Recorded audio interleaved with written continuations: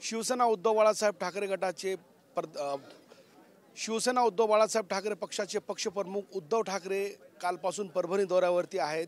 आज दुसरा दिवस खरं तर उद्धव ठाकरे यांच्या दौऱ्याचा आहे।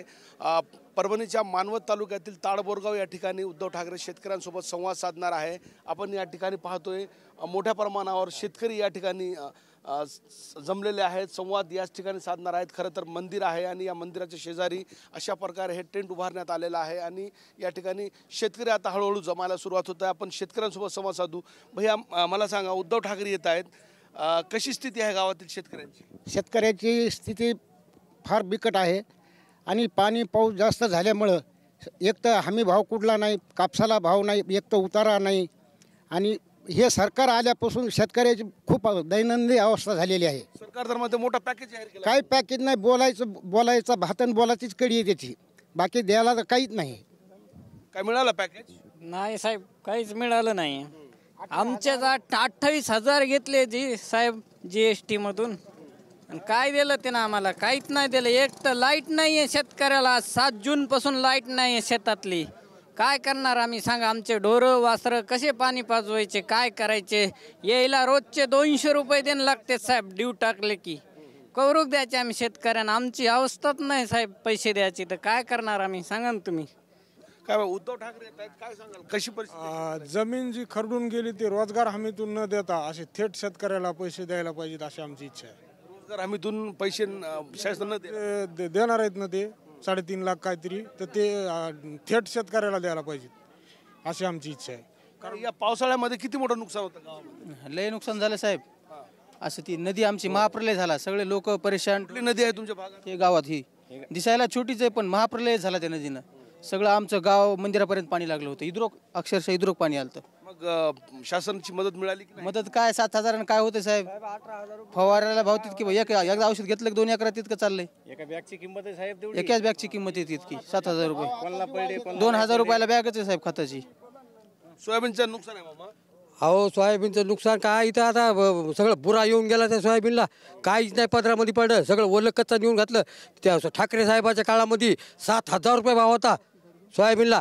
आता काय भाव आहे? तर कापसाला 14,000 रुपये मॅच होता कापूस शिकला, आणि आता काय कापसाची परिस्थिती आहे? उद्धव ठाकरे संवाद साधतात शेतकऱ्यांसोबत, काय सांगणार उद्धव ठाकरेंना? अहो आज सांगतो की उद्धव साहेबाचं सरकार नंबर 1 होतं। हे जे BJP सरकार आहे हे फक्त पानं पुसण्याचं काम करते बघा। शेतकऱ्याला काही 1 रुपयाची मदत नाही, काही नाही। आज आमच्या झाडाची अशी परिस्थिती आहे, 4 बोंड आहे, याच्यामध्ये उत्पन्न काय होणार आहे मला सांगा ना तुम्ही? सरे बोंड सडून गेलेत। सोयाबीन पाठोपाठ आता कापसाचं 100% नुकसान झालंय। सोयाबीन तर गेलेच गेले, पण कापसाला बी काय नाही। 2चा आणि 3चा एकरी उतारी आलाय कापसाला, काय होणार आहे मला सांगा ना? कशी परिस्थिती आहे का? खूप बेकार आहे। काय सांगणार आज उद्धव ठाकरेंना? काय सांगणार आता? हे सांगणार, हे सरकार यावं उद्धव साहेबाचं, हे 7.5 जावं। बाकी काय? सोयाबीनला भाव नाही, काय नाही। हे सरकार म्हणते कर्जमाफी देऊ, कर्जमाफी देत नाही, काय नाही। काय करायचे सरकार? उद्धव साहेबाचं सरकार पाहिजे। अंगठ्यावर कर्जमाफी केली, इथं बायको बेजार, नवरा बेजार, सारे रात्रभर अंगठीला। गावात काहीच मदत मिळाली नाही? काय नाही, उगा 25 लोकायला भेटली असेल मदत, 25 लोकायला। बाकी लोक तर नुसते बँक अकाउंट चेक करू बेजार आहेत, काय रुपया नाही। आणि तिकून तर सांगायचं, काय सांगाल का किती नुकसान आहे गावात? 100% नुकसान आहे साहेब। उद्धव ठाकरे येत आहेत, काय सांगणार? आम्ही सांगणार, जे मदत केली 7,000 रुपये देऊ म्हणले, ते 25% लोकांना दिलीत, कोणालाच नाहीत। नुसती लोक चक्रा मारायलेत, कोणालाच नाही।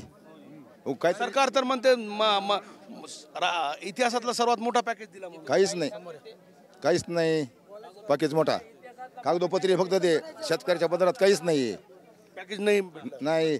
ह्या गावामध्ये फक्त 25% लोकांना भेटला असेल, 75% लोकांना भेटलं नाही। 25% लोकांना भेटले गावामध्ये? हो 25%। किती मदत मिळाली? 10,000 रुपये प्रत्येक शेतकरी, एका शेतकरी। मला खुद आले ना 10। रब्बीचं काही पॅकेज भेटले का? सरकार म्हणते रब्बीचं नाही, काहीच नाही। नुसतं शेतकऱ्याच्या जीवावर 32,000 रुपये कर्ज सांगते, आणि त्याच्यामध्ये काय सांगायला लागले, पुलं खराब झाले, हे कोणाचं काम आहे? 82चं, पण त्याच्यात 32,000 रुपये शेतकऱ्याच्या नावानं कर्ज घेतलं शासनानं, 32,000 कोटी शेतकऱ्याला वाटप करण्यासाठी। आणि जे वाटप किती व्हाले? प्रत्यक्षात 10,000। जर ही जी इक्वल लावलं तुम्ही शेतकऱ्याची संख्या भागिले याची संख्या लावायची 32,000 कोटीची, तर एका माणसाला 3-3, 4-4 लाख रुपये येतात. पण हे नुसतं शेतकऱ्याच्यावर महाराष्ट्रावर कर्ज करून ठेवू, आकड्यांचा खेळ आकड्याचा खेळ आहे. तर खरं तर ही परिस्थिती आहे, आकड्यांचा खेळ आहे असं या ठिकाणचे ग्रामस्थ सांगत आहेत. काही क्षणामध्ये उद्धव ठाकरे या ठिकाणी दाखल होणार आहेत. या परिसरातील शेतकऱ्यांसोबत ते संवाद साधणार आहे. तुर्तास तयाऱ्या खरं तर अंतिम टप्प्यात आलेल्या आहे आणि काही क्षणात उद्धव ठाकरे या ठिकाणी ताडबोरगाव या गावात पोहोचणार आहेत. कॅमेरा पर्सन रोहित सूर्यवंशीसह नझीर खान, TV9 मराठी, ताडबोरगाव, परभणी.